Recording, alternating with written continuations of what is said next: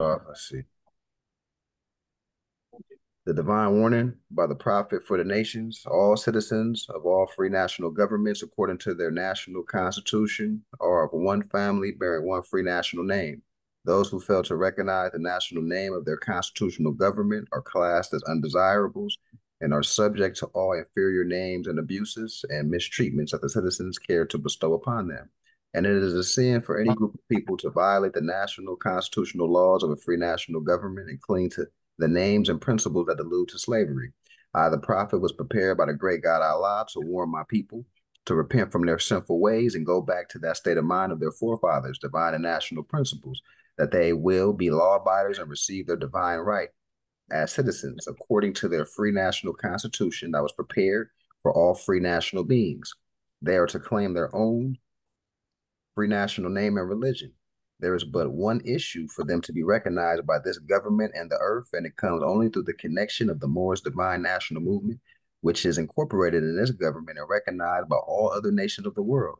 And through it, they and their children can receive their divine rights unmolested by other citizens, that they can cast a free national ballot at the polls under the free national constitution of the state's government and not under a granted privilege, as has been the existing condition for many generations.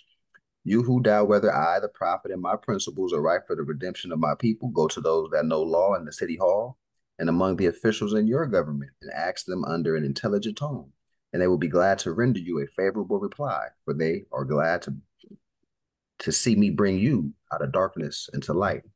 Money doesn't make the man. It is free national standards and power that make a man and a nation. The wealth of all national governments, gold and silver and commerce, belong to the citizens alone. And without your national citizenship by name and principles, you have no true wealth.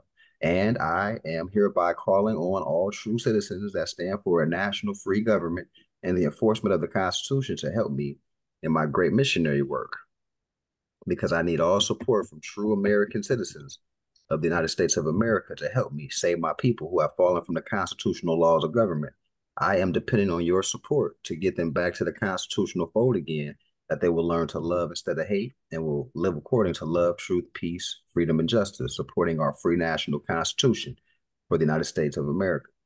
I love my people and I desire their unity and mine back to their own national and divine standard, because day by day they have been violating the national and constitutional laws of their government by claiming names and principles that are unconstitutional.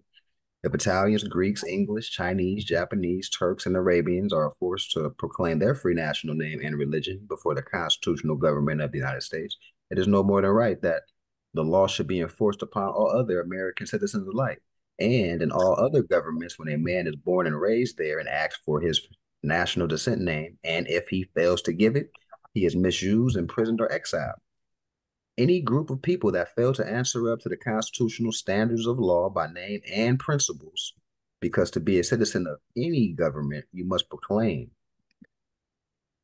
your national descent name, because they place their trust upon issue and names formed by their forefathers.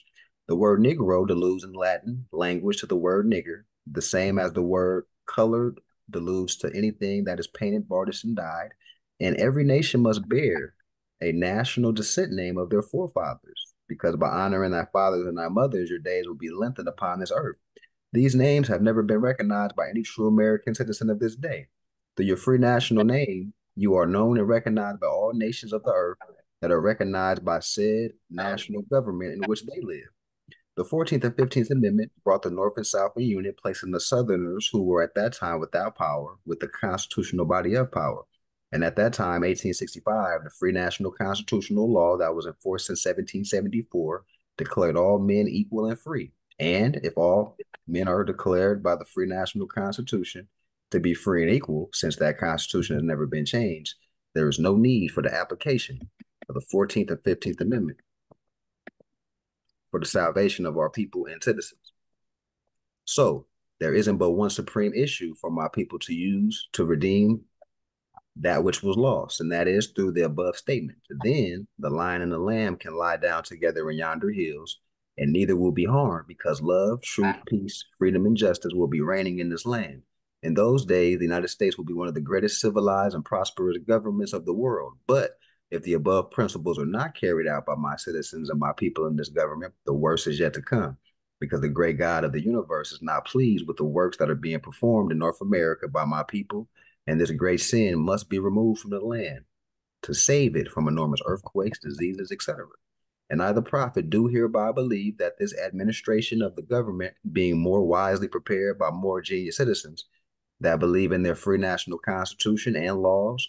Through the help of such classes of citizens, I, the prophet, truly believe that my people will find the true and divine way of their forefathers and learn to stop serving carnal customs and merely ideas of man that have never done them any good, but have always harmed them. So I, the prophet, am hereby calling aloud with a divine plea to all true American citizens to help me to remove this great sin which has been committed and is being practiced by my people in the United States of America, because they know it is not the true and divine way. And without understanding, they have fallen from the true light into utter darkness of sin. And there is not a nation on earth today that will recognize them socially, religiously, politically, economically, etc., in their present condition of their endeavorment in which they themselves try to force upon the civilized world. They will not refrain from their sinful ways of action, and their deeds have brought Jim Crowism, segregation, and everything that brings harm to human beings on earth. And they fought the Southerner for all these great misuses. But I have traveled in the South and have examined conditions there.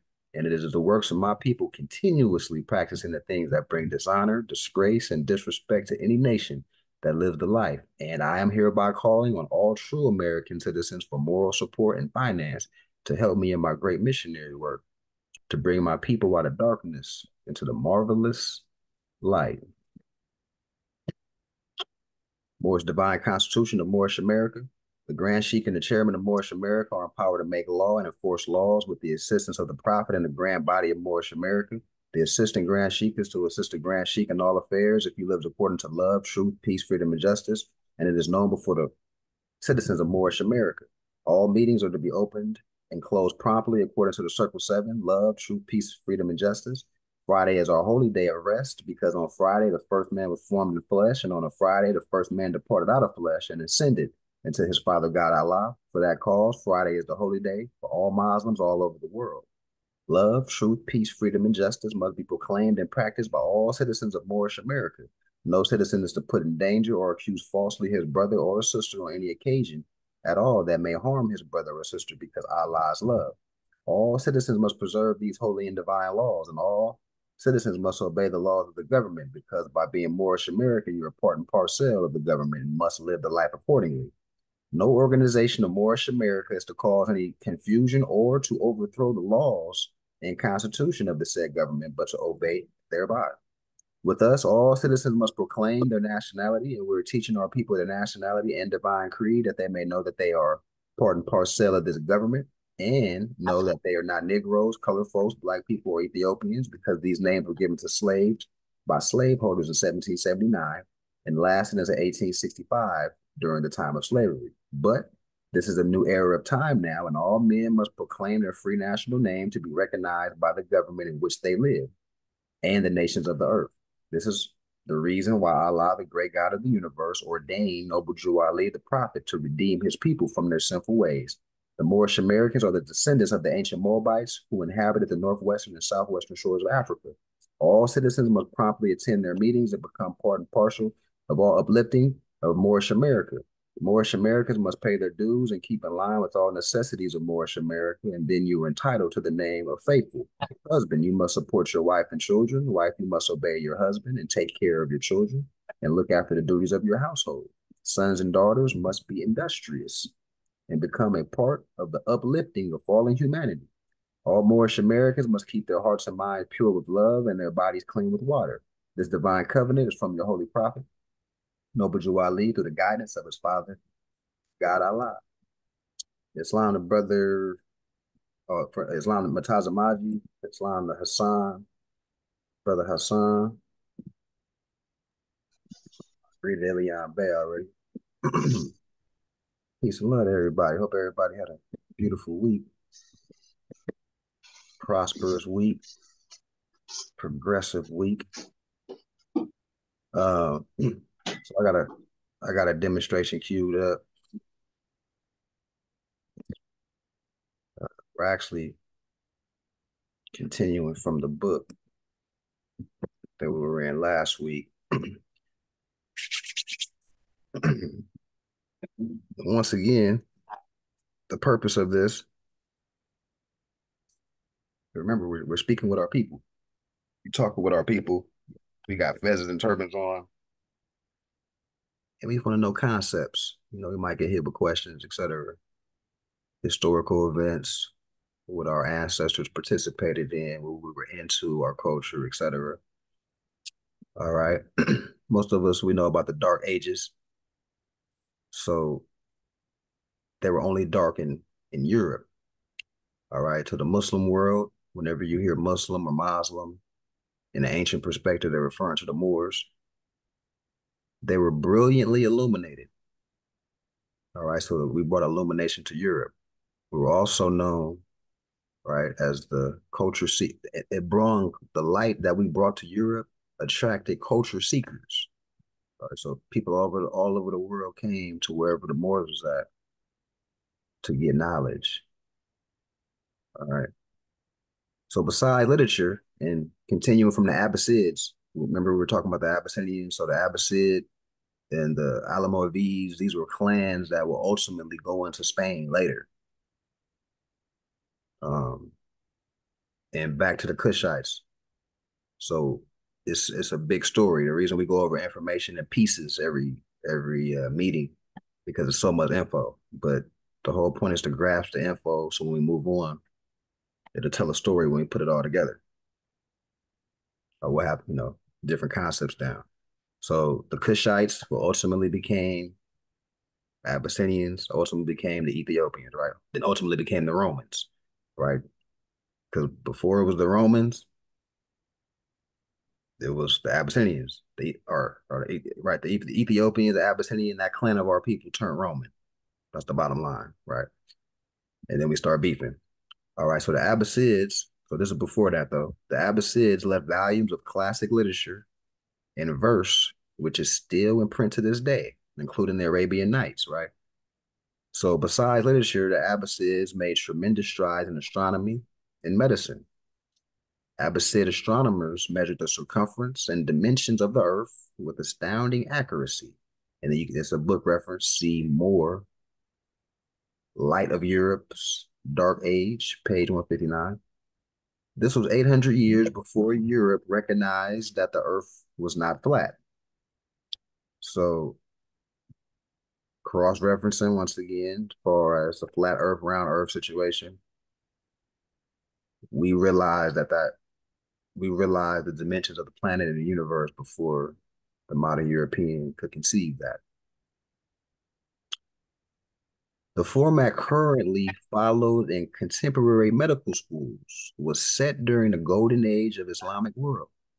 So these are the reason I'm highlighting these because these are markers that everybody here can kind of blow up and elaborate on their own time. What was the golden age of the Islamic world? And when you research that, you're going to start seeing that you're dealing with the Moors that illuminated the world, basically, raised people in the dark ages into light, etc. Medical schools were extremely active in Baghdad in the 9th century under the Abbasid caliphs. So I wanted to highlight caliph too. I think I'm gonna highlight that again later, but so caliph is a governmental position. So really when we out here in Cali, so a big demonstration was like, oh, Queen Khalifa, that's where you get California. But that's just as levels to it because that's not really like her name. That was her position in government. Like it's a governmental position. Um, so let's go to the definition of caliph. Etymology dictionary. Caliph, ruler of a Muslim country. Old French caliphate. Latin khalifa. So khalifa, to pronounce it khalifa would be Latin. Arabic is spelled with a K, but it's the same word, khalifa, successor. Title given to the successor of Muhammad as the leader of the community and defender of the faith. But most importantly, it's a position of government in a Muslim governmental structure. Caliph will be masculine, khalifa would be feminine.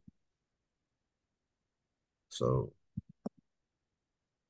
keep these concepts. Oh, we got a question by Brother Brian. Yeah, so one thing I was looking up, like what you were telling us earlier, is that like a lot of these root words they come from like the Phoenician language. So would it be like the best to have a greater understanding? You think it'd be good to study like Latin or one of the ancient languages, so you could just look through the those scripts or understand the root words deeper? Or I'm just throwing out ideas, but do you think it would be useful to study some of them older quote unquote dead languages? Yeah, for sure. Yeah, and that's the whole point of going to the etymology search engines or dictionaries because like how we looked up God and man last week, and when you take man to the ancient language, it's gonna say to think. When you take God to the ancient Sanskrit language, it goes to right the one that invokes or huta, and then the prefix of hu, right, on to the compound word human or hu plus man or human. You tell the story now, right? Yeah, To invoker of thought. invoker of thought. So now human is different than a commercialized modern definition, right?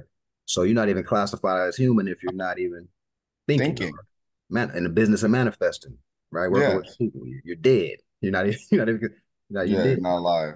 And I agree. And now on another point I wanted to ask, because I was also like looking at the origin of words too, etymology from an etymology perspective. Um, the creation of written scripts goes all the way back to Thaw. What do you think would be the right place to start when it comes to developing understanding of like etymology or the roots of the languages? Where would be a great place to start? Etymology that you essentially kind of answered it, but so Okay. you would take you would get etymology. So when you digest what that is, now when you look up definitions, you're gonna look them up properly. You're gonna go to the parts of speech. Is it a noun? Is it a verb? Um, what is it? Is the word Middle English? Is it Old Uh, French? Is it Latin? Is it Sanskrit? Is it Arabic? Is it Aramaic? Or quote unquote. So, and then you could take the word and see what it meant in ancient languages, and you're gonna see it's not even it's a whole different word. You know, like I say, God went to translate it into who, right? Huta. You know what I mean? and It's then not even one last thing would be yeah, because I know that languages, at least from the language perspective, a lot of them are split between Afro-Asiatic and Proto-Indo-European. Um, a lot of the truths would you say are hidden in the Proto-Indo-European because we live in a Western civilization?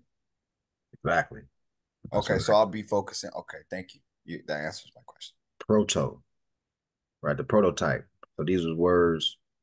It was no modern English, no Middle English at this time, no French at this time during during Latin, the creation of Latin, during the time period of Sanskrit, Arabic, and also when these things denote a time period. So when you say Middle English, that's like 1200 to 1500 AD,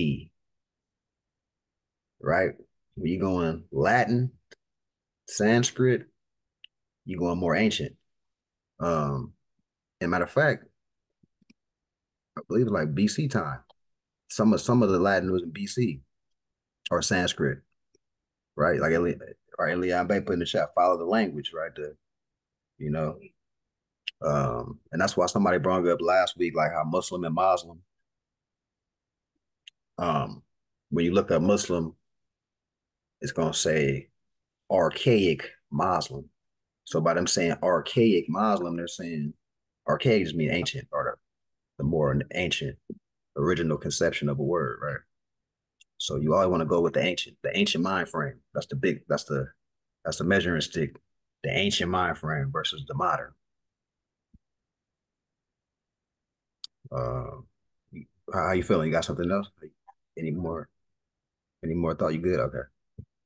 Let's see.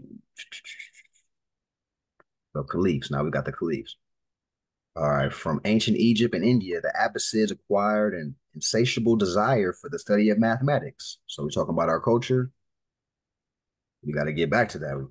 We was the construction workers. We built the infrastructure, the Moorish architecture. The Moors built them, but you have to know mathematics to build, right? All right. So it was the Abbasids who rediscovered the use of zero and introduced it to the Western civilization, along with the place value system of writing numbers in tens, hundreds, thousands, and so on. All of our current mathematical principles are based on the use of this system. Algebra, trigonometry, Logarithms, trigonometric ratios, sine or sound waves, right? Cosine, tangent, cotangents are also inventions attributed. Then this author saying the blacks of South Arabia, but the Moors brought high math, high science to the world. All right, continuing. So the Arabian Nights, pretty sure most people heard of that, but the Aladdin, right? So the authentic episodes of Aladdin began in the south of Arabia or in Yemen during the Abbasid Caliphate. Now we just looked up Caliph. So Caliphate will be the government structure. That's what. So if it's a Caliph is the head of the government, that's the Caliphate. If a Sultan is what we're giving our title of our head, that's a Sultanate. So whoever didn't know that. So Caliphate, a Sultanate, um, are styles of Moorish government.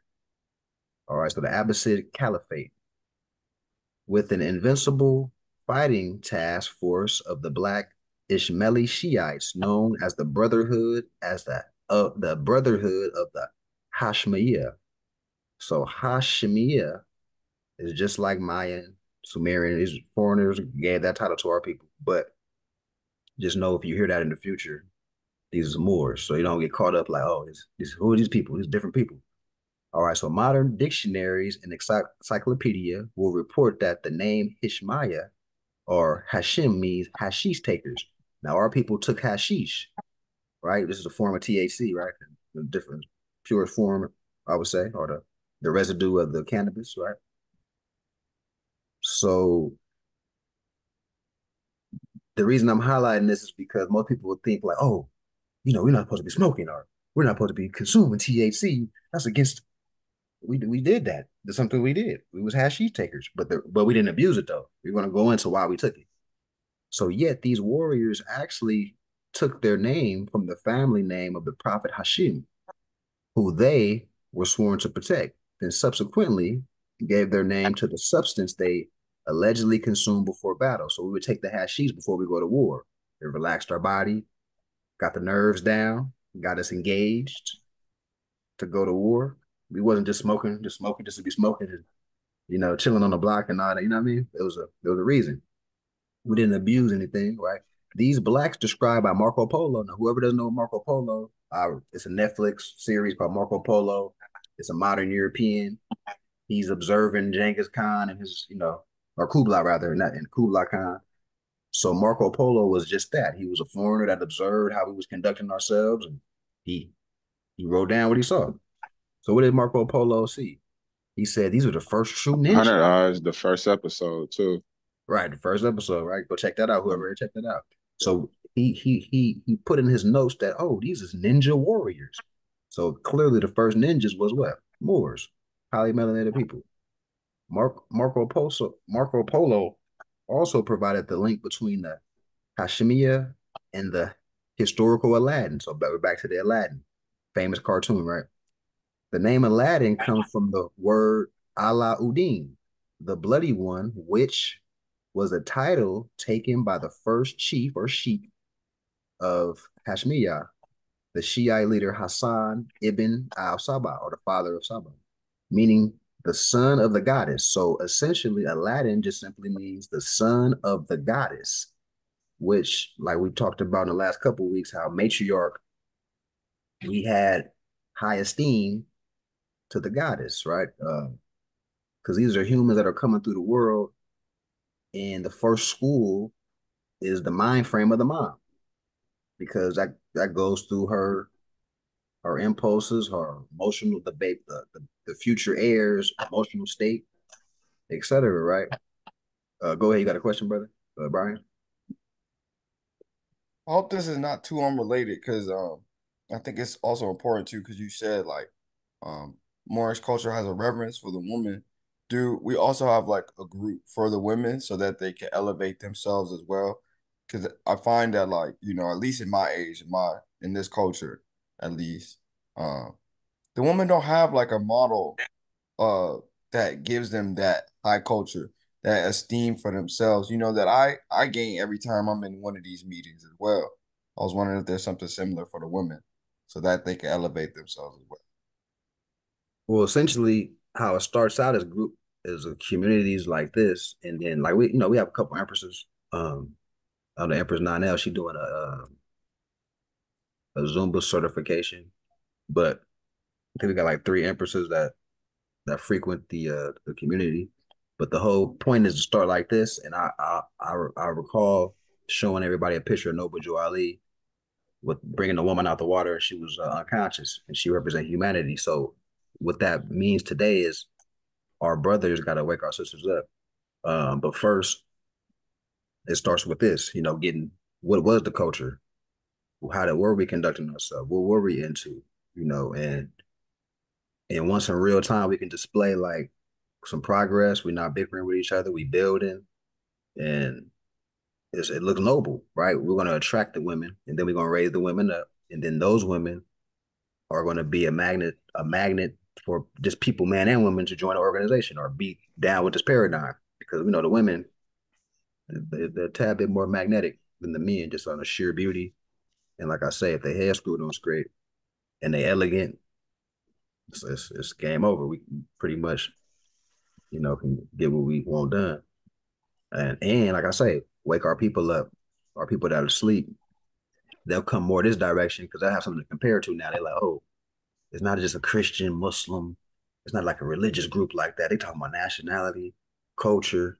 It's very diverse. The community is diverse. We got Vietnamese members. We got people that thought they was Latino. People that look like they African American. They all in one, and they all saying they down with the same allegiance. That's more attractive than the what's going on right now. Um, but we So gotta kickstart it.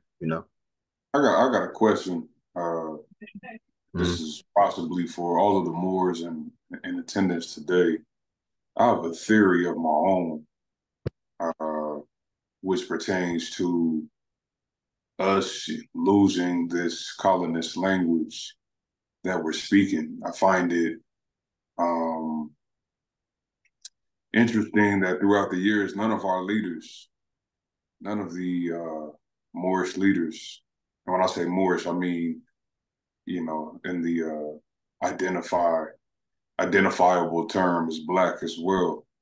But no one has led us back to language, and not just to break down the language, but losing this language and replacing the language with the Semitic languages, um, which I think is heavily important. Getting the land back as well, but I think that we will continue to be a people in bondage, even mentally, until we get back to the Semitic languages and learning the Aramaic, Arabic, and the Hebrew languages, just as a starting place. And then the Latin languages, the Spanish, because through some of my studies, they said, I think Taj Tariq Bey said that there was a time to where most Moors walked around and knew nothing less than five different languages. Right. I just want to, I Yeah. just kind of want to see where we are headed. Because I look at, you look at the Mexicans, right? And a lot of them, they send their families to colleges. We talk about building and we got to learn mathematics. So shouldn't we kind of like institutionalize our Moors uh, by sending them to universities to learn supreme mathematics, to learn building and things like that all together? I mean, because I'm looking at it like when you study the Dark Ages and then you look over here in North America, it's kind of like what happened in Europe. They just flipped it and did the same thing in America. So now we going through our Dark Ages with no name, no nationality, no science, and we going to their schools to learn from them, learn their languages, go into their secret societies or quote unquote secret societies, whatever the case may be. But really in reverse, we just learning what we taught them. Right. Today, yeah. So I think it's just probably just food for thought, but I think it's very imperative that we, lose this language that we speaking now. I think we'll forever be in bondage in the next 100 years if we keep speaking and utilizing this language. Well, I'll say this. I thought like that initially, but then once I start looking at the science of etymology, like the brother Brian was alluding to, you it don't really matter at that point because now you're gonna take a modern word and keep and take it to the ancient, and now you're gonna get the definition, right? You're gonna get the proper definition. That's one point, and another point is remember who are the original English, who are the original Germans, who are the original French, right? The original French is the Haitians. The original Germans, you go Google. Like I say, a classic would be Saint Maurice. He was the patron saint of Germany, right? Highly melanated brother, right? Um, and then we start talking about the French, like I say, the Haitians. So why I'm going that direction is because when you say, "Oh, I'm speaking English," remember the blonde hair, blue eye stock of humans have no origin. So remember, it's not like it's a bad thing, and that's the beauty of etymology. Like I say, you could take it back. But you're right though, as far as reading ancient treaties and ancient documents that we may have left behind. Some of those might just be exclusively in Arabic, exclusively in Latin, and there's certain certain sentence structure that you just can't mirror. You can't. We will be like substituting, or it would still be like slang. So you're absolutely right about that on that tip, you know. And I agree. Like we just got to get back to knowing multiple languages like we did. Like my son. My goal is to teach him Vietnamese, Spanish, and English first. The reason I'm saying Spanish before Arabic is because we out here in Cali. A lot of our people, it's more, you get along, you'll get ahead if you know Spanish in where I'm at in Cali. So that's why I chose that. But yeah, and I think while I'm teaching him, I'm gonna learn myself. You know, Yeah. multiple languages. So I agree. I agree with you that we I definitely got to want get back to to like add to that, discussion what Brother Kyle said. Um, I think like the language building factor is important for delineation because like when you look at like Latino community or like bringing up other communities, um, their language is like a border that separates the insiders from the outsiders. So if we have something like we know the ancient scripts, whether we speak it or not amongst ourselves, the fact that we know it is like a delineation that separates, the commoner from the profane, and allows that I think that separation that our community so needs because we accept basically the inputs from all the other races when in fact they should be accepting, our inputs, our wise inputs, not our ignorant inputs, but our wise inputs. But I definitely agree. I just wanted to add to this. and Yeah, also the as we grow as an organization, people that have allegiance to the Moorish paradigm, like I say, we got Vietnamese members. So we're gonna start having interpreters. We're gonna start having people that know Spanish fluently, people that know Vietnamese fluently, so we can push our political agenda to people that don't know English at all, and we can still touch them. And like I agree too. Like the reason it's good to know languages because like you just don't know what other people talking about. You don't know you don't know what they're saying. You know, and we just want to know. We just want to know what the people talking about around us. Uh, well, but yeah, I was gonna. Oh, wait. Ilian, can you elaborate here? Put something in the chat, and you got it, Larry Bear. oh, Yeah, Can you no, I hear was me? going. Oh, go You guys ahead, said go something ahead. in the chat. Can you elaborate? On what? The Circle Seven? Yeah. Well, there's seven continents, so that's why it's a Circle Seven. He says the uniting of Asia, when it broke off, it was seven continents. That makes Mm, sense. Okay, I So if you got you. count from outward, from like Pluto inward, we're the seventh planet in. Does that Got make mm. you. sense? So Yeah. whatever's out there is in here. That's why it's balanced here. I don't know if you knew that or not. Okay, I got you. As above, so below. Right, So right, whatever takes place out there has to take place here because right. that's the balance. The macro, the micro, macro. It's the same thing. You have to repeat whatever's out there. If you don't, that's what it says. It's going to be destroyed. So that's why there's seven bloods or eight bloods and so forth. Does that make sense? All of that. It's all there. It's all in the Got you. heavens. So Okay. all right. Sorry about that. But yeah. No, I got you. Okay, I got you now. It's Okay. better sometimes to elaborate than to text him, But I appreciate that. Appreciate you clearing that. Larry Bay, what you got? You got something? Yeah, yeah, no, I was saying that in the ancient days that Moors spoke a minimum of five languages at minimum. We spoke Hebrew, for metaphysical and spiritual essence. We spoke Arabic for math and science. We spoke Latin. That was for jurisprudence codification. And then for romance, we spoke Italian and French. So it was common for us to know at least a minimum of five languages in those days. Yeah. Yeah. Right, right. I think and that's why I think it's important that we, in congregation get back to that, for sure. Uh, Because we got so much culture in the American language, or excuse me, the English language. But I Yeah. think we create some form of lineage and we be able to connect with and that's good that brother Mafi said that as well, because I was wondering that, like, how are you going to reach the Moors in like South America if we only speak in English? Yep. And that, like I said, that's a uh, start by having our members that do speak fluent Spanish, that do speak fluent Vietnamese, or whatever language. That's a start to be an interpreter to reach those people until the whole community kind of gets it down. And then, like I say, we can. Matter of fact, I'm gonna start queuing up some stuff. Like I said, I'm gonna start teaching my son anyway. So those lessons I teach my son, I'll just cue some sentence structure for basics for Spanish, and we can all learn it. We can take it a week at a time. We can just go over some stuff. Adverbs and verbs and nouns, sentence structure and things like that. And yeah, man, that's good stuff.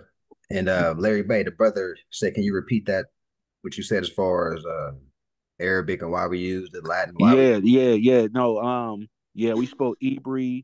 That's Hebrew/Hebrew. We spoke that for metaphysical essence. Excuse me, for metaphysical and spiritual essence.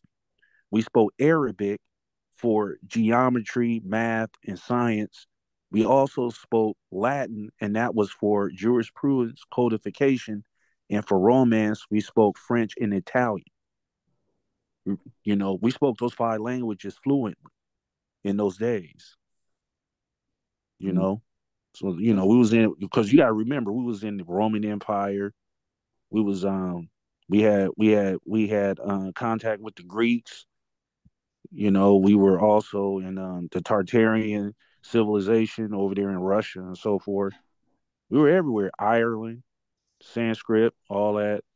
We was all over there, England. So man, we was pretty much everywhere, man, speaking in all these languages. But you know, And then, to get into more modern, well, not modern, but, over here in the Americas, we were speaking Cherokee. We spoke Cherokee, you know? So we were multifaceted, man. We were multi-talented, man, when it comes to these languages. We just lost our way, man. When we been colonized, we just been, pushed into English. Mm-hmm. Yeah. Yeah, they found I think there was this video I've seen. They said that well, it's a native tribe. that starts with an N. I forget the name. It's uh it's a everybody know it, but Navajo. who? Which one is it? Navajo. That's a popular I think it language. might be the Navajo, but I think they said when the colonists came here, they were chanting in a language they thought that they were just murmuring. But what they came to find out is that they were speaking an ancient form of Arabic. And there's also been Arabic writings found and like engraved in rocks and everything that said Allah and things of that nature, which shows that Islam had already been here for like over 1,000 years. Are you? I See, are you? Are you? I think there's a I think it's over in the Connecticut territory. Are you speaking about the voyage, the first voyage, the maiden voyage between Morocco or Northwest Africa to the Americas?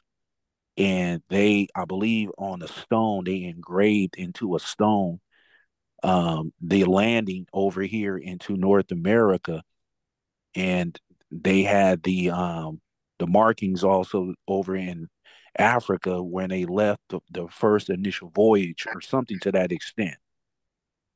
I could be and just not know it. Um, but what I was seeing was just it was a video short, kind of like on one of those pages like Voice of the Ancestors. I know they do a lot of like short video posts, so I think it was one of those, and I had saved it. I just hadn't had time to study into it. But yeah, so that's what kind of is leading me back to, because the Arabic that's spoken today is kind of how can you say it's like it's watered down. You know what I mean? It's got a lot of different slang and different culture, and as opposed to the ancient Arabic that's written in the Holy Quran from what, like 1,600 years ago. commercialized. Yeah, Yeah. yeah. Yeah, and we can't forget about this See, too, just to add on to the quote unquote Native American. This was what we was wearing. Turbans. And you said the Chiefs got Arabic names. We know it's not Cherokee, it's Anayahuita would be more ancient, right? But just to add on to what the brothers was talking about, a lot of Arabic is native, quote unquote, Native American culture. Is Arabic. Ancient American culture is Arabic, right? Simple as that.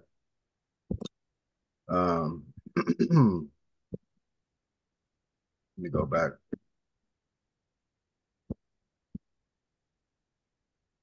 Oh, and Islam to brother DL. How you doing, man?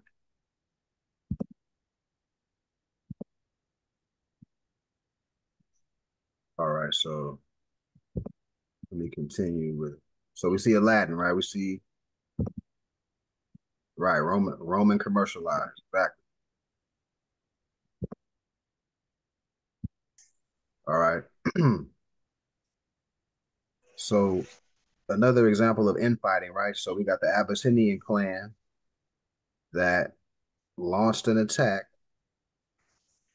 against the Christian Crusaders and the Semitic Orthodox Sunni Muslims. So the Hashemiyah, also referred to as the Abyssinian Abbasid Caliphate, launched an attack on the Christian Crusaders and our people that were identifying as Sunni. So that's basically infighting right there. Right? So Christians mispronounced their name, calling them assassins. So the word assassin in its original inception is based on people that smoke hashish. Um, so the victims of the Hashemiyah were often prominent individuals, hence our use of the word assassinate to describe politically motivated murder. So, back to assassin and all that. Hashish smoking hashish means to assassinate. And then, they gave us a connotative lingo to what assassinate means today, but just a little more intricate comprehension on that. All right, so frankincense and myrrh. played a tremendously important role in the life of great Nile Valley civilization. Frankincense, for example, while extensively utilized for its perfume-like fragrance in religious observance, was equally valued for its medical properties. So it didn't just smell good, we used it for medicinal purposes. It was used both for stoppage of bleeding and as an antidote to poisons. So this is why we use a frankincense anciently, and we still see it right today. A lot of our people love incense. Every culture, the Buddhist culture, right? All ancient cultures was into that. Now we see why. It's deeper than just what they put in the Bible as far as, burning animals and burning incense to pay homage. It's a little deeper than that. It should also be pointed out, well, hold on. So stoppage of bleeding and an antidote to poison, right? So myrrh was employed for cosmetic purposes and formed an essential element in all the important mummification processes. So we use that in mummifying as well.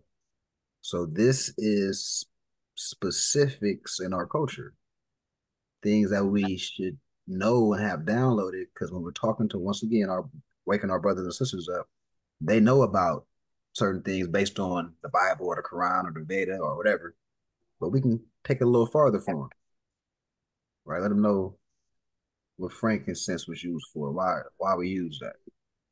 It should also be pointed out that due to its very geographic location, Southern Arabia was in a position to supplement her profits from the incense trade. All right, so we also was known for selling silk and spices, ebony and ivory. So when you study the Silk Road, you're going to start seeing that we had the trade on lock from the west to the east coast of the whole world. So let's get back to Aladdin. Aladdin's legendary lamp also has roots in historical reality. This sect of Aladdin, the Hashmiya, so Aladdin was part of the Abyssinian clan. This was a real person. And we know his name means, right? Worship of the goddess. Worship the moon as a symbol of the goddess. So this is back to the matriarch, this documented of the mind frame of the ancient ones. All right, back to the moon, another cross-referencing of our people using the moon or incorporating the moon or acknowledging the moon, what it did. So they used the energy of the moon of the celestial body of the moon to create talisman. So what are talisman? That's like crystals and jewelry, but medallions and things like that. And we charged up these things under the moon. A symbol of power which produced the genie. So let's go back to Aladdin. He rubbing the lamp, the genie comes out, he make 3 wishes. That's symbolic. We're going into the actual culture. All right. Genie, forms of the spirits of the ancestors. So we're summoning the ancestors, the geniusness, the character, etc. These spirits were contained within the vessel of light, which became known as Aladdin's lamp. The lamp was the source of the genie, just as the moon was the source of all human souls. This was the belief that the Hashemiya shared in the most ancient of African traditions, in which the moon is the realm of death and rebirth, since its influence seems to be directly connected with the gestation. Gestation means womb, the process of giving birth. The moon is connected with that. Our people realize that. Gestation of all mammal life forms or mammalian life forms. So this is once again cross-referencing. When we're talking about the feminine principle, we're talking about nation building, community building. In order to have a community, in order to have an empire, you need human beings, a bunch of humans. How do these humans come to the world? Through the womb. The mind frame of the beneficiaries before they come out the womb is influenced by what? The mind state of the woman. That's right. The influence of this brotherhood of the Hashemiyah was widely felt.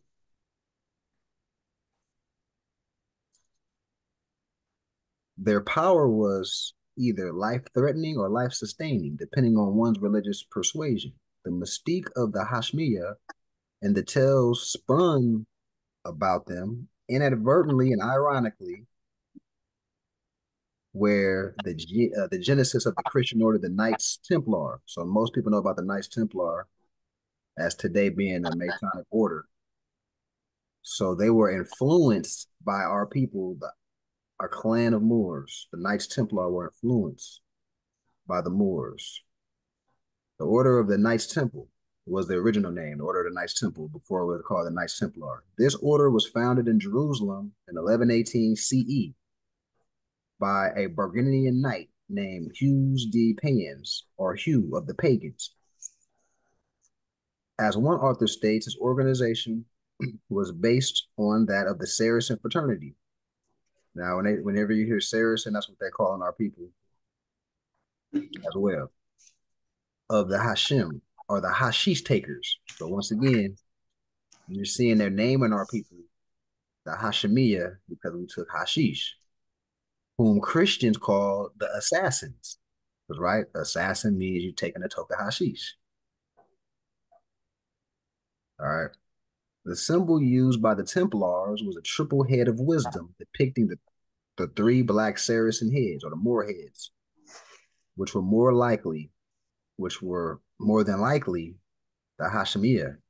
So they're saying that the heads on their Knights Temple's original logo and insignia were most likely of the Moors. Why? Because the Moors influenced them, right? We took Slavs and gave some of the men Slavs high culture, and then those Slavs created fraternal orders.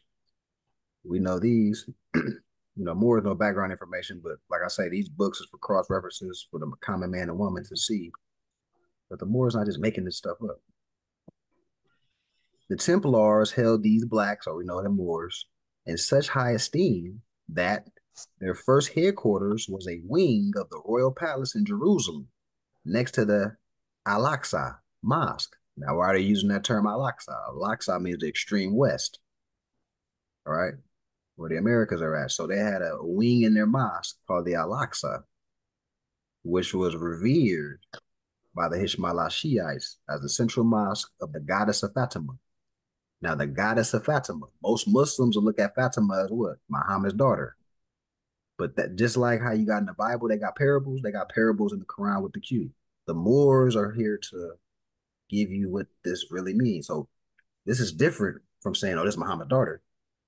It's goddess Fatima. So let's look at who's goddess Fatima. So let's look at the commercial. In the early years of Islam, Fatima bint Muhammad, the daughter of Prophet Muhammad, played a pivotal role in shaping the course of the faith. Her existence holds profound significance, not only as a familiar tie to the Prophet, but also a symbol of love, devotion, and strength. Now, keep that in mind, a symbol of love, devotion, and strength. Now, let's go back to the esoteric of Fatima. Esoteric seminary. Fatima is the great goddess of the moon and fate. So here's our examples of, knowing high science or what's going on in these holy books, or are you going to rock to sleep by just these stories that they tell and you taking it literal? Here's clear-cut examples. All right. Let's see here. Let's continue. All right, goddess Fatima. So back to the matriarch. We're back to the moon. Right. And that's why back to the insignia of the Shriners, right? The moon is face down, the scimitar is over the moon, symbolizing disconnecting our culture, disconnecting the matriarch principle on purpose, right? Because now we got a handicapped nation. Doing your thing. All right, so let's continue. Oh, let me mute somebody. All right. All right, the goddess Fatima. Historian H.A. Guber writes of the legends which grew around the Templars. Western romance inspired by Moorish Shiite poets transformed this mother shrine into the temple of the Holy Grail, where certain legendary knights called Templars gathered to offer their service to the goddess to uphold the female principle of divinity. So we talk about, oh, that's divine. That's a female principle, divinity, and to defend women. These knights became more widely known as Galahad, Percival, Ligurian, etc. All right, so we see the origin of the Knights Templars. They praised the Moors, and they knew about the feminine principle. It's equivalent to the Pope today. I the Black Madonna is in his chambers. He get on his knees every night and praise the original woman. This is no secret. The Hashmallah thrived into 1273, working for the Egyptian-based Fatimid Caliphate. One arm of the Hishmaya that survives today, to this day, is the sect of the Sufi Muslim, the Sufi. The Sufis represent the deeply mystical aspects of Islam. So when you're talking about the ancient Islam or the Muslim or I self-law and master, you're talking about a Sufi would be, if like I say, it really should be no sex in Islam, but Sufi would be the closest thing to I self-law and master. You know, the kingdom is within, self-mastery, know thyself, manifestation, balance, mayat. With their trance-like whirling dervish dances and their tantric sexual rituals that invoke spiritual energy. So, for example, what we did as a people, we would get into intercourse with the empress or your consort, but you wouldn't ejaculate. You'll get to the point where you're close, but then stop. Now that seminal fluid goes up your back, right? That symbolizing the snake going up to the Kundalini. Now you're giving yourself a charge, right? And if you don't let that seminal fluid leave you and you let it travel up to the medulla oblongata, now you're getting this clairvoyance. You're getting these downloads, right? Enhanced strength, genius thoughts, etc. Right. So let's go to Sufi here.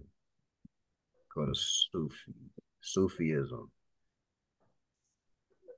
Also known as Tasawwuf, a mystic body. So whenever you hear mystic or the mystic nobles, the Sufi mystics, mysticism or magic, practice magic. This is what the foreigner, anybody that's into nature, anybody that knows the planetary system, anybody that knows, anybody that's doing meditation, yoga, practicing getting peace within, they're referred to as a mystic, as mystical, right?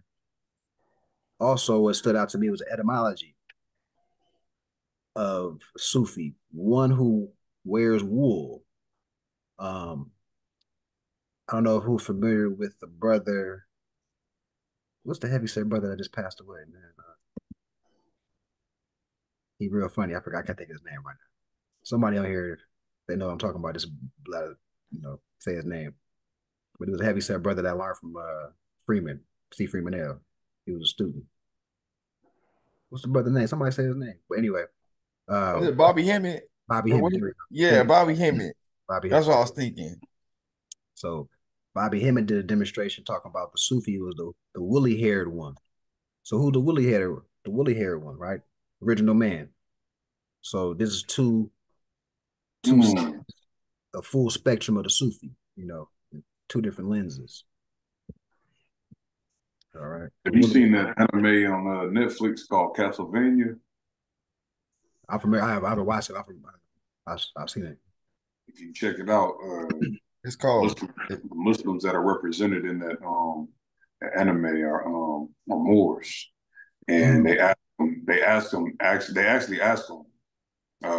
He talks about Prophet Muhammad, peace and blessings of Allah be upon him. But they ask him about him. They also ask him, is he a Sufi? And he identifies himself as a Sufi. But he's bald headed. One of them is bald headed, and the other one has one. Wow. There you Yeah, go. check it out though. Yeah, it's dope. It even has a flash of like the Knights Templars in there as well too. Okay. But it ties it all back into like Dracula and all this other stuff. And like in that anime, he was actually utilizing this tool to um, do mystical things and magical things. There you go. And see, I've never seen that, but back to the cross referencing, you see how the light you start making these correlations, you start diving into this. You're gonna start seeing all these shows that pop out, Aladdin, Johnny Quest, and everything, Dragon Ball Z. And before I came into the more science, I didn't even know what I was looking at. But you go, you get the uncut info and go back to these things like, oh wow, this stuff was in our face the whole time. All right, so I circled the Moorish drip right here to show you this is not a pale Arab headdress. This is Moorish headdress. All right, just like the fez, just like the turban. If not, some modern day Saudi Arabia, Dubai, modern Arab headdress. This is ancient Moor headdress. Whoever didn't know that. And then we got the rings right here. The reason it's rings is because it symbolized the crown chakra, or what they'll put a halo around, ancient nobles. So that's equivalent to a halo, or one that had achieved crown chakra activation, noble status. If that was it. Oh, and here's an example. We're talking about so this is a nice Templar shield. They got the Moor head right here, which symbolizes their parents. Their parents is on the shield of the Knights Templar, the people that gave them high science. All right. So I just wanted to share that. Any thoughts, questions on this demonstration before we transition to the next segment? I've seen a scholar. He just released a kind of like a classroom documentary video that's kind of getting a lot of notification on YouTube. But he's at Europe. It's a brother as well. But he showed how the Saracen heads, the one that's in the four quadrants, that's divided by the cross, and you have Saracen heads in the four quadrants on the flag. But he was saying that it meant that it symbolized the defeat of the Moors by the Christian Empire.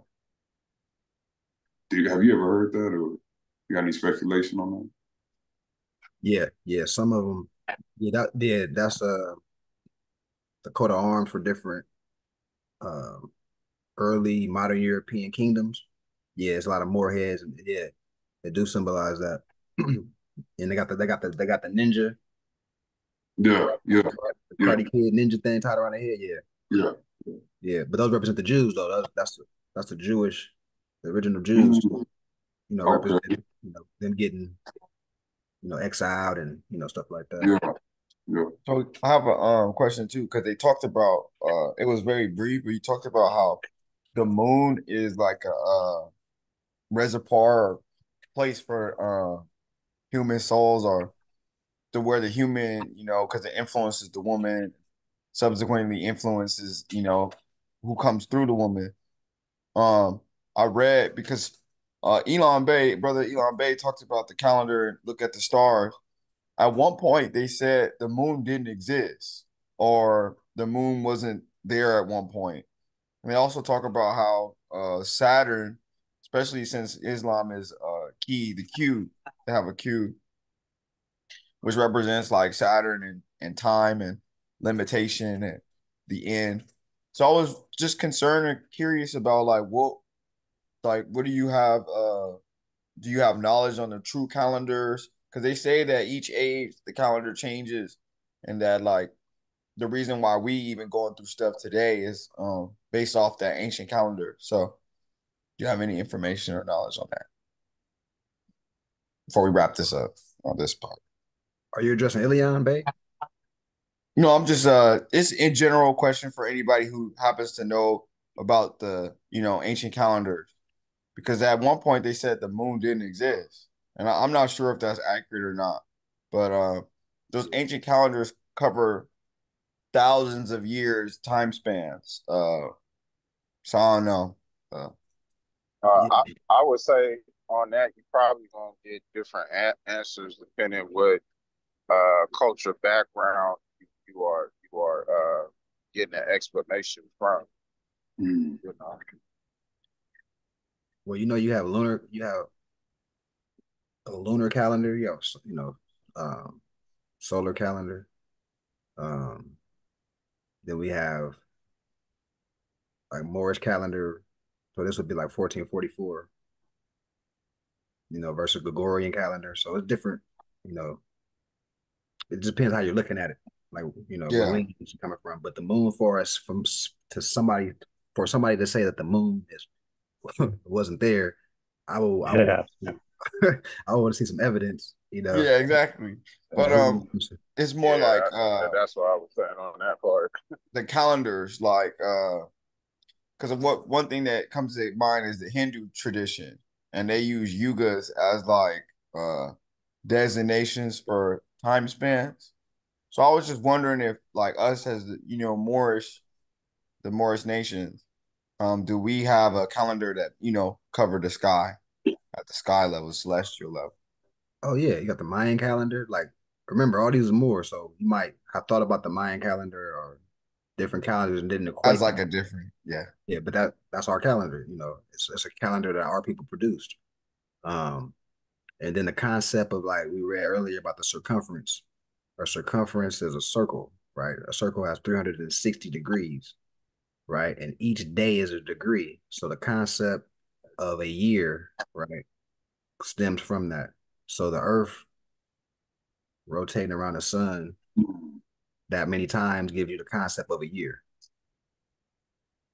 That makes sense? That's the way I did Right, it. right. Thank you for Like for clarifying. example, Mhm. like we just had a New Year's, and that's coming like with the weather when things is like springing up new. So a lot of the our ancestors, they also went with like the calendar as far as like paying attention, like what they're saying with the weather and what's going on around us. So they also use that. Yeah. Yeah, but Thank you for clarifying. I appreciate that. Thank you, guys. oh yeah, yeah, yeah, no problem, man. Let's see. All right, so transitioning to where we left off in the 11 laws of Maya. Okay.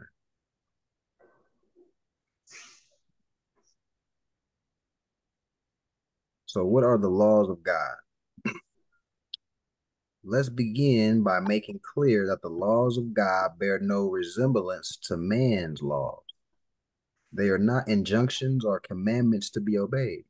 They are not rules, prohibitions, or regulations prescribed to govern the behavior of man. Neither are they conventions that sages have met and agreed upon. They are principles that explain the nature and interaction of the forces and principles that influence man's life, his or her thinking, feelings, actions, and destiny.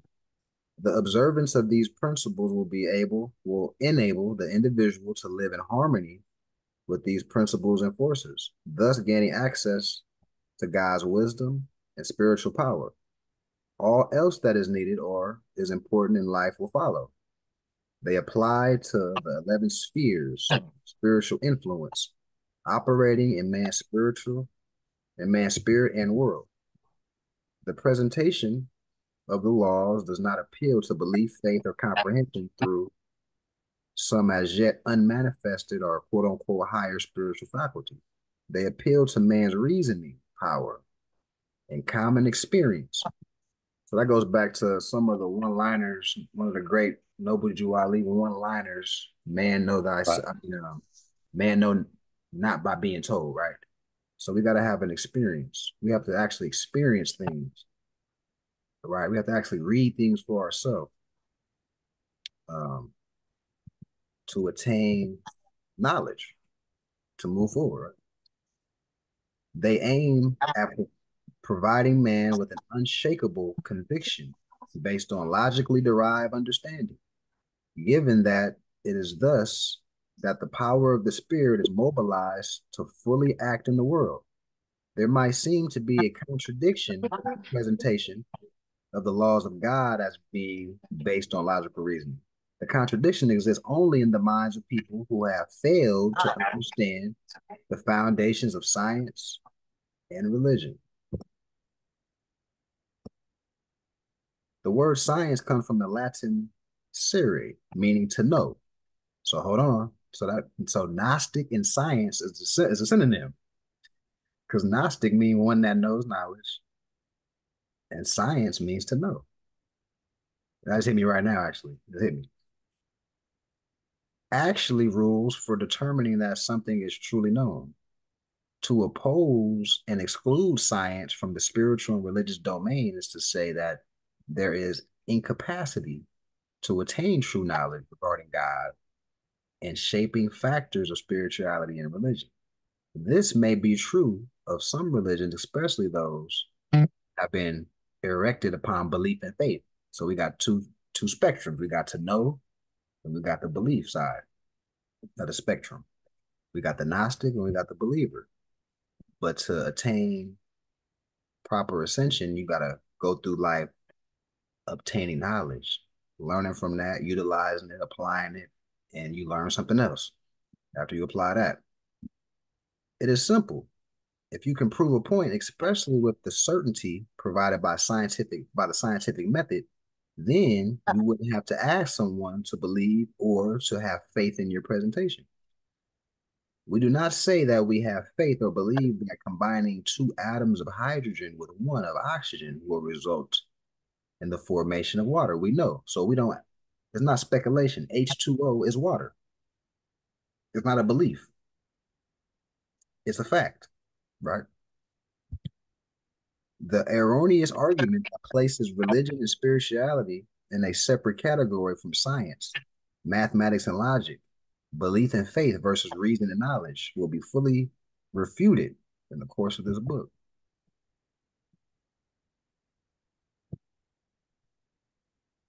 This is not the first time that such knowledge has been unveiled. It is well known to a few scholars that several religions of antiquity or of old, of ancient religions, were not based on faith or belief, but knowledge. So here's another book. It's not a Moorish author per se. This is, once again, and the reason it's cross-referencing is because we're going back to the ancient mind, back to the divine order, the ancient mind frame, ancient religion, ancient culture, archaic. It was based on what? Science and knowledge, not belief. Some such were the Gnostic. Look, I didn't even know this was where it was coming. Some such were the Gnostic, or gnosis is the Greek for knowledge, religions of Greece, the mysteries of Euphorius or Elysus, Mithraism of the Persians, and the ancient Roman Empire, and many others, most of which were derived from the religious systems of Kemet, or ancient Egypt, which we already know as Tamaray, etc. The connection between religion with logic, law, and science can be inferred from the coining of some relevant words. The term religion is related to the Indo-European root. That's what the brother just said. He didn't even read his book. That's an example of being divine. The brother utilized the term Proto-Indo-European. This term is what I'm reading in this book. All right. Indo-European root leg, which means to collect or connect, from which Greek legin and the Latin legere, meaning logic and legal.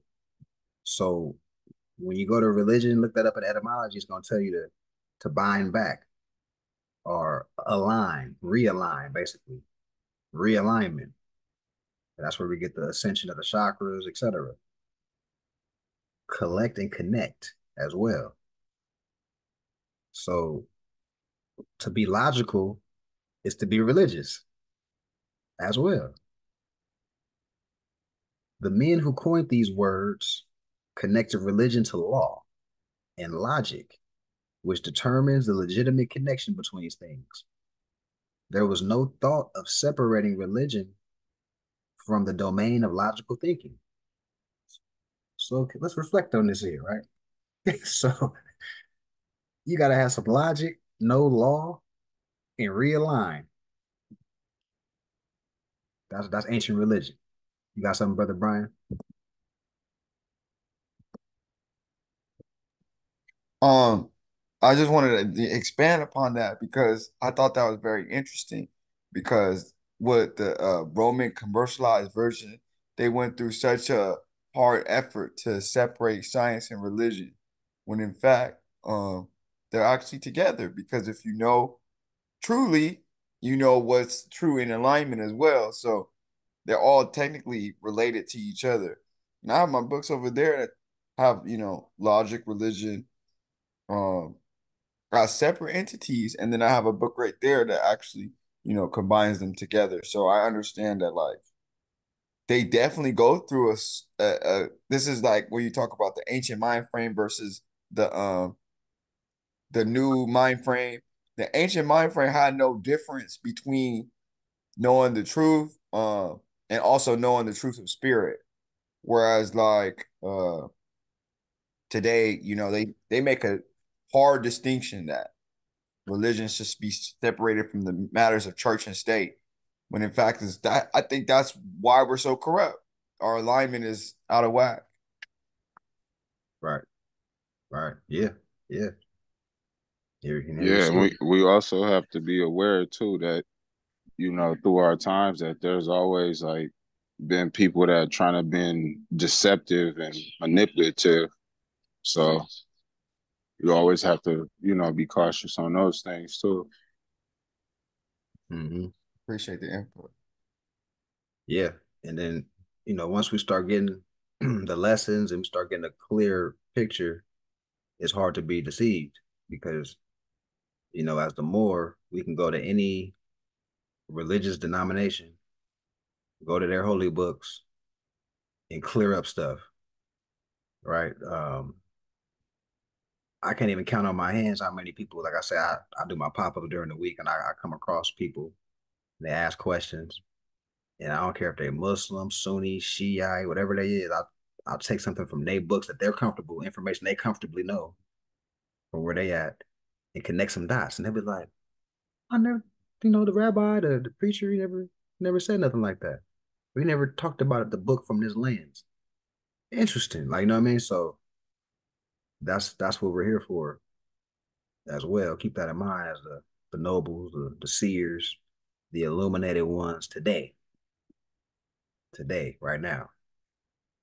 And you see history never stop. History always repeats itself, right? From the time the empire was flourishing to today, what's changed? Nothing's changed. The human beings are the beneficiaries of these people are still here. It's just the consciousness of those people.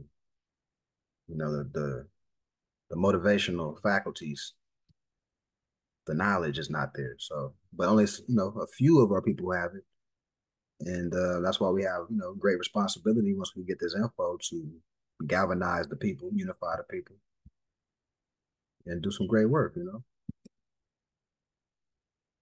Any thoughts, statements on this aspect? Whether Benjamin Bay, you got something? You say something? You got something to add to this?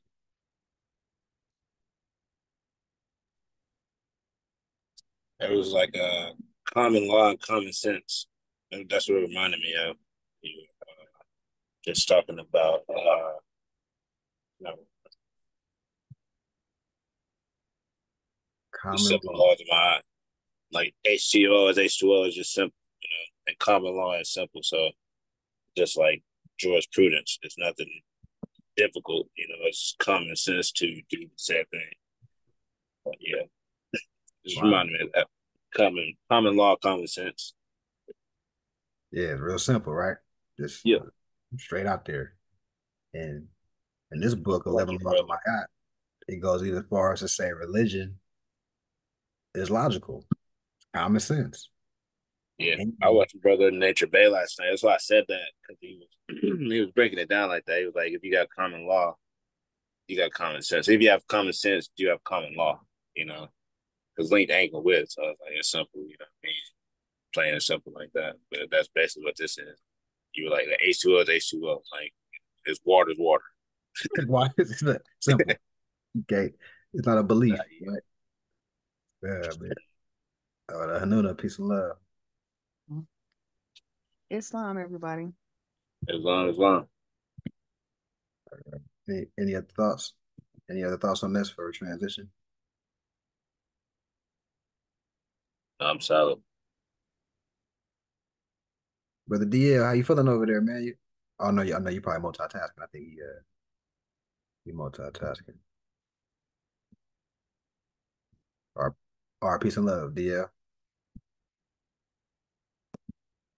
That's crazy. I just said that he was in the midst of Texan. That's the second time. We had a divine interaction right now. Okay, so this will be the last segment. We'll continue where we left off on contract law or aspect of contract law. I keep. Not gonna lie, brother Mafi, like this shit scares me a lot. It scares me a lot because this is Yeah, tough. I'll be looking at my own situation a little bit different now, and this is tough right here. but it scares you. In the sense that like you look at it like how many people are like stuck in Mhm. unconscious binding contracts, just I just look at my I just move a little differently now after, last meeting. Just look at things a little different. Oh, okay, yeah, that's good. That's a good thing. Look at things differently, you know. Um, okay, so we also want you to become familiar with some of the varied forms of contracts so that we can work towards being more aware and astute in our social and political affairs. Research these during your culture, law, and history classes. So we got different types of contracts here. I'm not going to read them all, but y'all can see them. Just, these are all the contracts. Um, remember to, Yeah. oh, go ahead, you got something? No, I was just saying that the most common used contracts is the expressed and implied version of contracts. An express contract is one where two or more principals agree with their wet ink signatures or autographs, and then an implied contract is based on your conduct.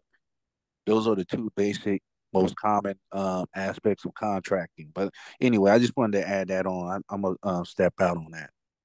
All right, slime. Slime. All right. So remember to never accept legal instruments from the corporate states without cross-checking their presentment. Remember that for the most part, they are operative feudalists, feigning as legitimate constitutional governments.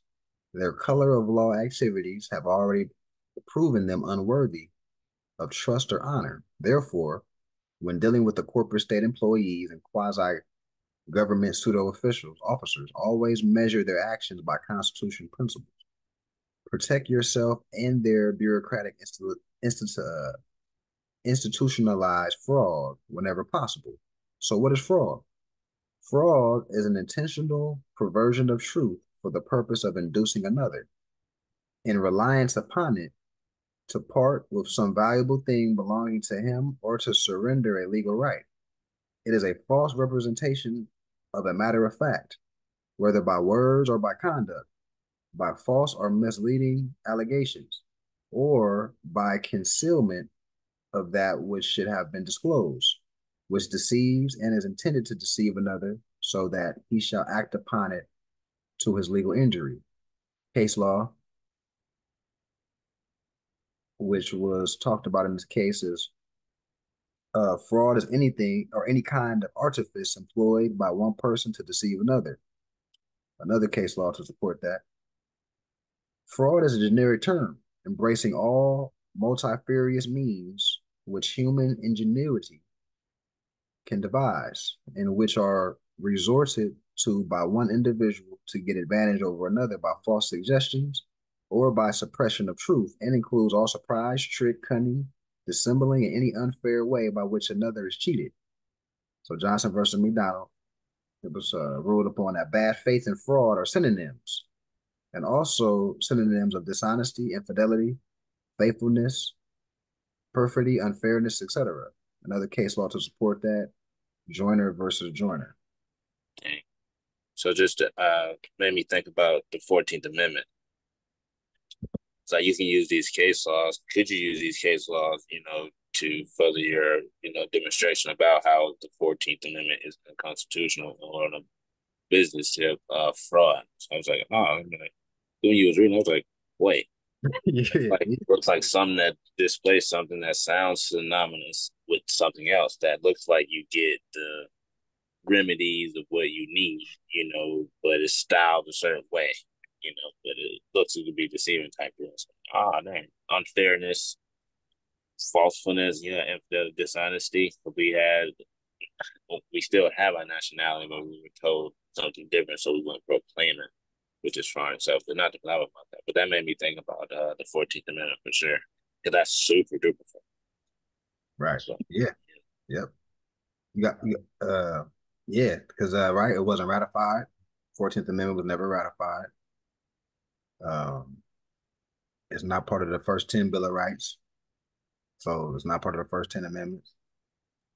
Yeah, and that's the main thing that has all of our people in the chokehold, and other, nationalities that come here as well. They have to get screened through the 14th Amendment process. So as long as we don't get right, come here and do their thing. Yep. Right. Fraud, 14th Amendment, fraud, right? You about to say something, Larry Bay? No. I was just saying it reminded me of last week when we were speaking about canceling those contracts. Those contracts that tie you to the system, those need to be eliminated, man. You need to do a rescission of autograph on those contracts. I just recently helped a brother, man, do a rescission of autograph on his marriage certificate. Because like what we're talking about now, it was concealment of material facts that, Las Vegas is a corporation. The state of Nevada is a corporation.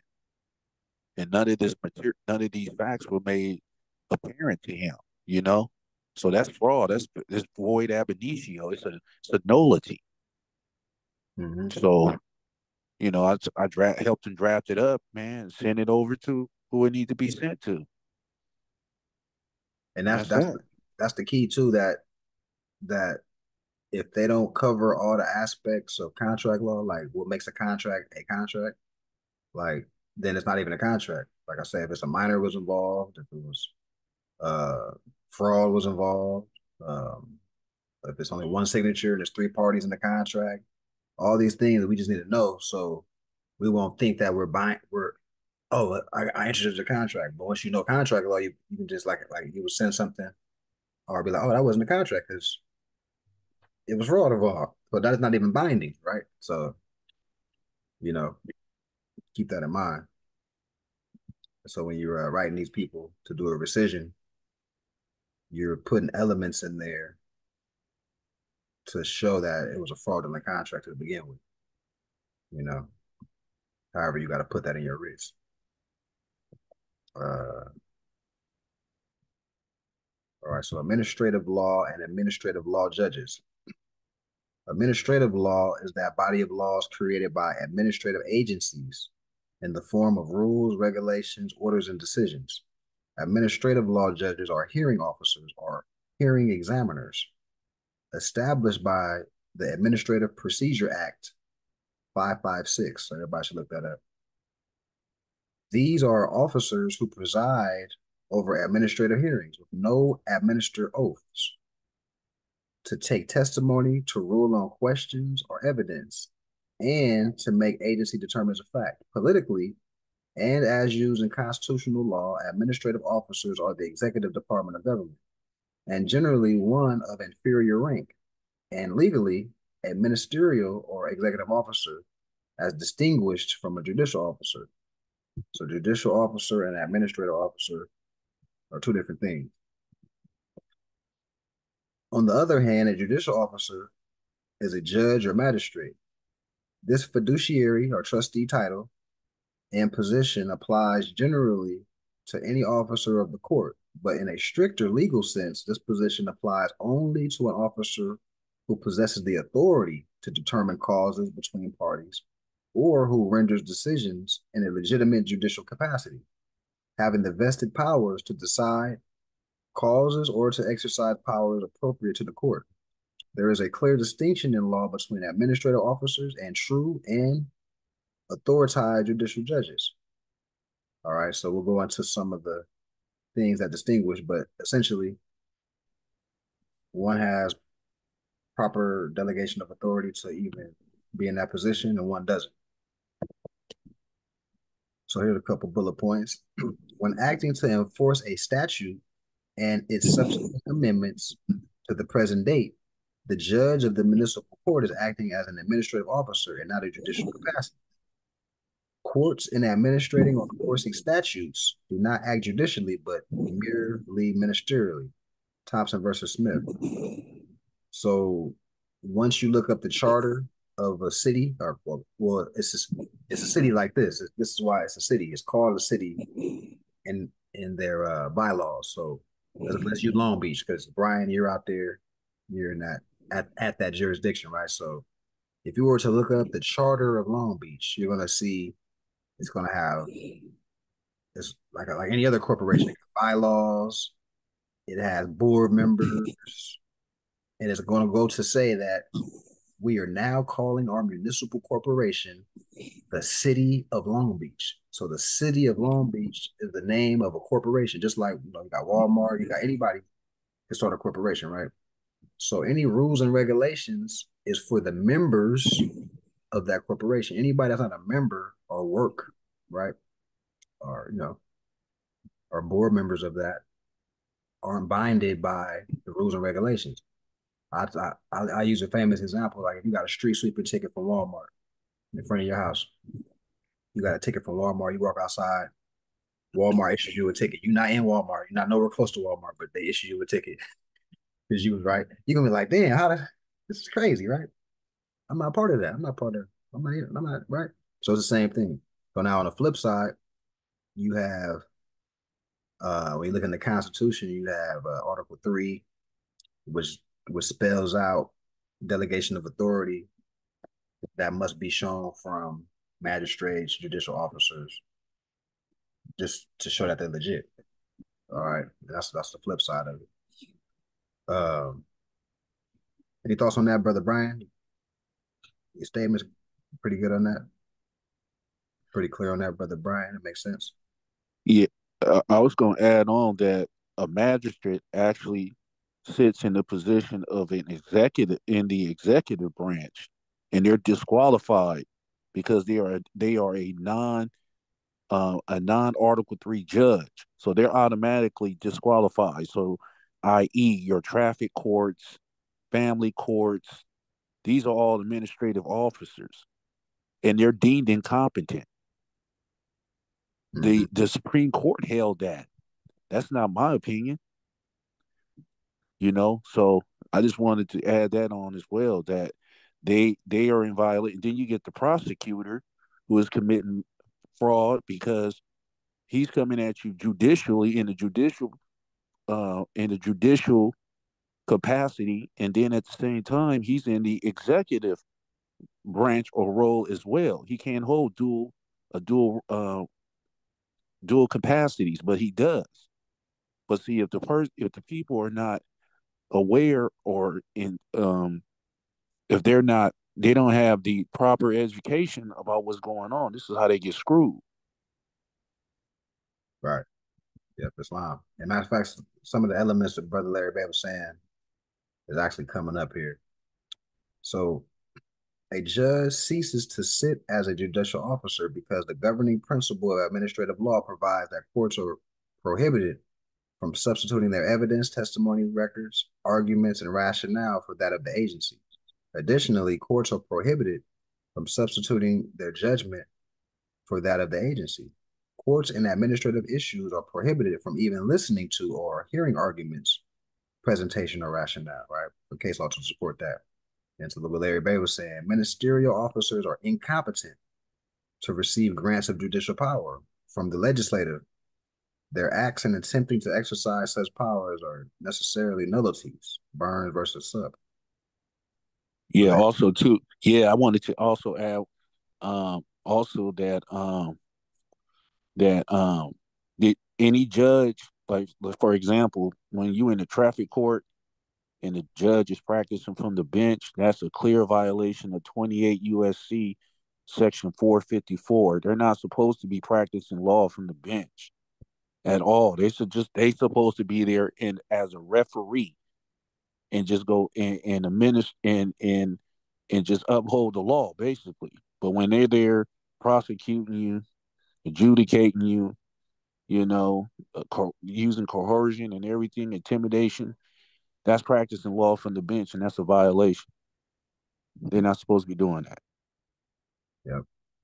And conflict of interest, because most of these people are still active bar members. So people that's acting like judges, you can look their name up and you see they have a bar card and they're listed as active, just as a prosecutor, right? The DA, he's a active bar member. So if it's two active bar members, that's a conflict of interest. They're on the same team, Yeah. Yeah. Also, too, one last thing under I believe it's 8 USC 1481. All judges forfeit their citizenship. Why? Because they hold an allegiance to the bar, which is located in England. So they forfeit their citizenship. Most people don't know that a judge is. This is why they act so hostile towards people. Because one, they're not practicing, they're not upholding the law. But two, they got some interior motive, man, outside of the Constitution. And that's the key. Yeah. That's the key too, that it's outside the Constitution. Like, we're in America, so they need to be practicing jurisprudence of America, which is treaty, Constitution, and treaty. They're practicing the jurisdiction of law, Britain, right? Because BAR is an acronym that stands for British Attorney Registry. So we're talking about foreigners here. Okay, so jurisdiction. Wait, no. The elementary. Did I read this already?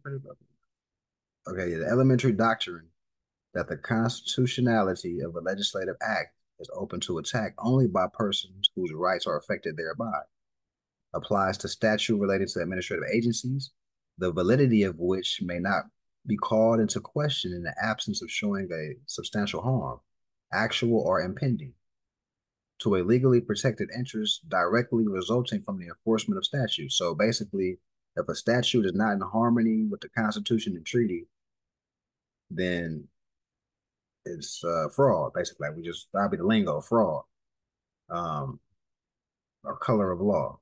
It has to be in harmony. So statutes are private clubs. That's why I told you about the look up.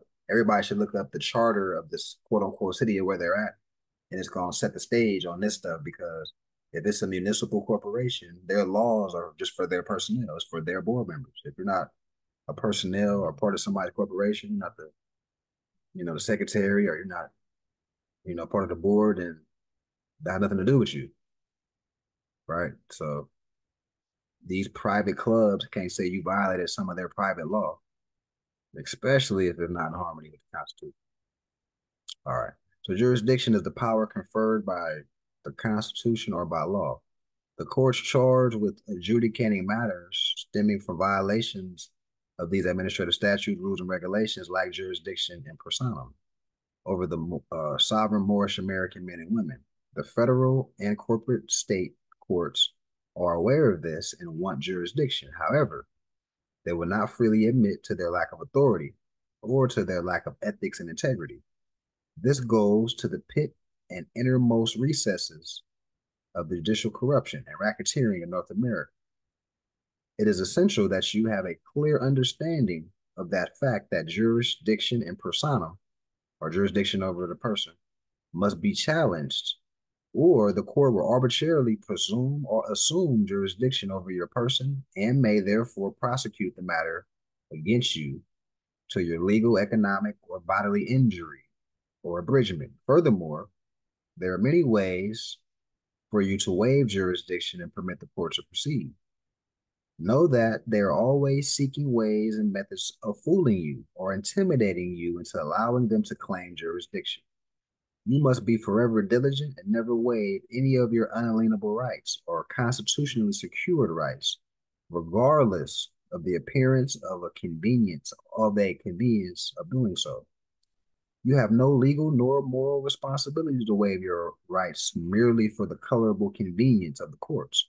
Always remember that the court system is supposed to be long and tedious, as due process is supposed to be difficult for the adjudicators and the courts to overcome. Do not ever, under any circumstances, make it easy for the government, the adjudicators of the court to prosecute you. Always take into consideration the Constitution and the 10 amendments, which compromise the 10 Bill of Rights. Make challenging the jurisdiction of the courts one of the best and entrenched among the good habits that you never try or intend to speak. So we have a couple, we're talking about jurisdiction. Like I just said, persona, which is dealing with jurisdiction of the person. So jurisdiction in persona refers to jurisdiction over the person and involves the power to subject a person or parties in a particular case to decisions and rulings of such case. It is one of the three kinds of jurisdiction. Jurisdiction is the power of him who has the right of judging and involves the authority, the capacity, and the power of the right to act. Jurisdiction also relates to the adjudicators and the courts, or the judges, magistrates, etc., and exists when the court has cognizance of the classes of cases involved. When the proper parties are present, and when the point to be decided is within the issues, the burden of proving jurisdiction for the record remains at all times upon the adjudicators and the court upon a challenge made by the alleged accused or defendant. Second level of jurisdiction, subject matter. Jurisdiction of subject matter refers to jurisdiction of a particular class of cases in law and of attending subject matter relative to the class to which the case belongs. So that's back to Article 3. Let's use Article 3, Section 2 of the Constitution, right? Any disputes between two separate nations of people, we got federal court, or they say the Supreme Court. So a municipal court would not have jurisdiction over the subject matter, for example. And an example how they wouldn't have jurisdiction over the person, same thing. You're talking about you proclaim you're a certain nationality of person that's a non-US citizen, and you have a dispute, is not the proper venue. So it's kind of one and the same. Jurisdiction, to render particular judgment which has given. So the capacity of the judge to have power to render decision. Now that's back to Article 3, right? So that's back to when we say delegation of authority, that arrives under the lingo of Article 3, Section 2. The Supreme Court, or Congress rather, needs to give delegation of authority to any court that's not Congress. So whatever court they call themselves, if it's not the Supreme Court, then they need to have on that wall delegation of authority. I'm an inferior court, but I'm able to operate because I was given delegation of authority. If that's not on the wall somewhere where anybody can see it, then it's a fraudulent court. So this is just different layers. It's all contract law, by the way. This is all contract law. It's all tied in. So consider and study the following types of jurisdiction. You got appellate jurisdiction, concurrent jurisdiction, contentious, coordinate jurisdiction, criminal jurisdiction, excess jurisdiction, exclusive, foreign jurisdiction, general jurisdiction, etc., territorial, voluntary, etc., right? So a contract founded on basis of consideration. So whoever hasn't studied Contract for Dummies or Contract 101, consideration is a basic word in contract law, which just means that something of value needs to be involved The contract founded on base consideration or against good morals is null. Base in law means that which is low, inferior, foul, servile, or subordinate degree or nature, impure, and adulterated or alloyed. Null is a term in law which means not, and being of no validity or effect in law. Null is usually conjoined with the word void, as null and void. In the law that governs contracts or statutes, null and void is used, applied, ruled, or recognized to establish, declare, or proclaim as such in low, inferior, foul, servile, or base claim, claimant, judgment, summons, ticket, bill, or exchange, or that any other contract or instrument befitting to the nature of the foresaid descriptions are dead in law, colored, fraud, non-binding, unclean, and have no legal force of effect. Keep this concept of rights, law, civics, knowledge in mind whenever someone says to you, you got a lot of contracts out there. So that's basically what we were talking about earlier. The brother said rescission the contract, but that's essentially having competence to basically articulate the fact of that the contract is non and void, null and void, based on certain elements of the contract law were not there, which makes it fraud, right? So just on that, that's how you dissolve contract based on competence of contract law and exposing the fraud. So you have a lot of contracts out there. You are bound by them unless you make new contracts and file them with the state in order to dissolve and destroy these contracts because they give jurisdiction over you to the corporate states or to the quasi-government agencies, employees, and contractors who are seeking to cause you to be bound by some veiled straw man debt and are thereby authorized by such assumed jurisdiction to have lawful right to cause you a legal tort, imprisonment, or injury. So any officers of the court or persons or employees or entities exercising any authority whatsoever in the United States or in any of the several states or hold any office of public trust under them or under any one of them shall be bound by oath or affirmation to support the Constitution for the United States. So that's the key. Anybody saying you're subject to something or you violated something, who are they, right? And where's the contract that you got entered into with that person to examine? Because once you examine it and once you check the validity of the person pointing the finger at you, a whole box of worms open up. All officers of the court and all executive, legislative, and judicial officers or any persons, personnel, employees, contractors, associates, agencies, or any others who function or operate under their authority or employ shall be bound by the same supreme law. The Constitution for the United States is a supreme contract. Go back to still dealing with contract. Constitution is a contract by which the judges and all other officers of the court are bound. I think I'm gonna stop right here. I'm gonna stop right here for today. How we feeling over there, especially well, how everybody feeling in general about the contracts? Put more detail on when you go do contract, you know how to tread, sure. But that's mostly how most of our lives are, tied into this information. So it allows you properly to do it without, going the road. You kind of putting the ball in their court in a real way, and it forces them to kick it or forces them to ignore. Yeah. Extreme detail. Yeah, I wanted to add every time, just get into a habit of reserving your rights every time you sign anything. Just get into that habit.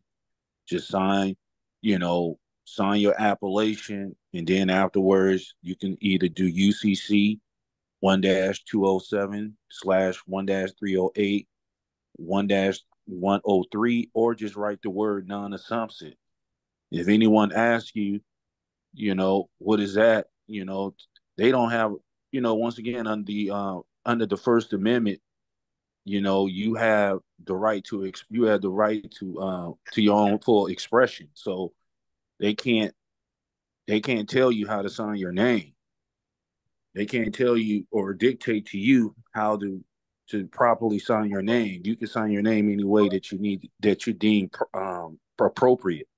So I just say get into the habit of reserving your rights at all times. So therefore, you're not bound to any contracts in any of these unscrupulous, underhanded tactics that these people use to get you into their system. He said, he said unscrupulous. I like that, man. I heard that. I like that word, man. Unscrupulous. I'm gonna use that. I'm gonna incorporate that, man. But yeah, and it's repetition too. You know, like I said, I highly recommend. Like I said last week, Contract for Dummies, Contract 101, and it's not too elaborate. It's pretty straightforward. So you can identify when a contract is legit or it's not legit. You just want to know the basics, and it exposed a lot. It exposed like we're dealing with mortgage contracts. Like once we start diving into this, we start building our community. Like there's things we can do. You know, we can help our brothers and sisters that get foreclosed on. We can, you know, um, so it's levels to this. You know, we want a competent community, a handful of competent men and women. We want economics. We want to get the businesses started, and then now we have infrastructure, and then we're gonna have missionaries within the community that help our brothers out, like our brother's keeper, our family members that are going through stuff. You know, teach them about trust law, which is a contract. Teach them about how what's a fraudulent contract. Because like a lot of people are losing their stuff, for lack of knowledge. So we know we can't save the world, but we can be in a position to do some great work. Let's see here. And also any questions, statements before I'm gonna transition to one verse in the Quran and then we can close out. If any more thoughts, statements on anything, questions, comments. All right. Chapter 3, Elihu's lessons. Circle 7, Quran, divinely prepared by Noble Jew Ali. Again, Elihu met his pupils in the sacred grove and said, no man lives unto himself, for every living thing is bound by cords to every other living thing. Blessed are the pure in heart, for they will love and not demand love in return. They will do to other men what they would not have other men do unto them. There are two selves, the higher and lower self. The higher self is human spirit clothed with soul, made in the form of Allah. The lower self, the carnal self, the body of desires, is a reflection of the higher self, distorted by the murky ethers of the flesh. The lower self is an illusion and will pass away. The higher self is Allah and man and will not pass away. The higher self is the embodiment of truth. The lower self is truth reversed, and so is falsehood manifest. The higher self is justice, mercy, love, and right. The lower self is what the higher self is not. The lower self breeds hatred, slander, lewdness, murders, theft, and everything that harms. The higher self is mother of the virtues and harmonies of life. The lower self is rich in promise, but poor in blessedness and peace. It offers pleasure, joy, and satisfying gain, but gives unrest, misery, and death. It gives men apples that are lovely to the eye and pleasant to the smell. Their cores are full of bitterness and gall, so it looks good, but the inside is terrible. But it looks good, right? Analogies. If you would ask me what to study, I would say yourself. And when you have studied them and then would ask me what to study next, I would reply, yourselves. So always study self, right? Reflection, meditation. He who knows well his lower self knows the illusions of the world, knows the things that pass away. And he who knows his higher self knows Allah, knows well the things that cannot pass away. Thrice blessed is the man who has made purity and love his very own. He has been ransomed from the perils of the lower self and is himself his higher self. Men seek salvation from an evil that they deem a living monster of the netherworld, and they have gods that are but demons in disguise, all powerful, yet full of jealousy and hate and lusts, whose favors must be bought with costly sacrifice of fruits and the lives of birds and animals of humankind. And yet these gods possess no ears to hear, no eyes to see, no heart to sympathize, no power to save. This evil was a myth. So, right, the devil outside of yourself, right? And also, like back to Leviticus in the Bible, all these sacrifices of animals and all these stuff is not necessary. That's not what it's about. And yet these gods possess no ears to hear. I already read that. The evil is a myth. These gods are made of air, clothed with shadows of thought. The only devil from which men must be redeemed is self, the lower self. If man would find his devil, if man would find his devil, he must look within. His name is self, right? How low can you go? If man would find his savior, he must look within. And when the demon self has been dethroned, the savior, love, will be exalted to the throne of power. The David of the light is purity. Right, the Star of David, the light, purity, symbolic, who slays the strong Goliath of the dark and seats the Savior, love, upon the throne, right? So the David and Goliath story, symbolic, right? That's a wrestle with yourself. You know, there's no devil outside of yourself. The devil is within you. your lower self activity. The things, your impulses, you know, and every man must know how low their impulses are with, you know, their inclinations, and just know how low they can go so they can make corrections accordingly. Any thoughts on this chapter? Statements, comments? Pretty straightforward chapter, huh? And this was chapter 3 of Lilu's lessons on the unity of life. All right. So I'll do one more round for questions, thoughts. If not, we'll close out in prayer. And just real quick before I close out, once again, we want to meet in the flesh once a month, as well as meet during our Four Gates celebration of the the new seasons and stuff like that. So we got summer coming up. But outside of that, I would like to meet in the flesh once a month with the members. I got 2 Wednesdays so far. Larry Bay, what you said? Did I ask you this already? As far as your day, you're free. Are you free on Wednesday? Or what time of day do you work? I think you did say you work on Wednesday. Yeah. I go in at 3 p.m. What city you work in? Irvine. Okay. So maybe we can do something early in the day.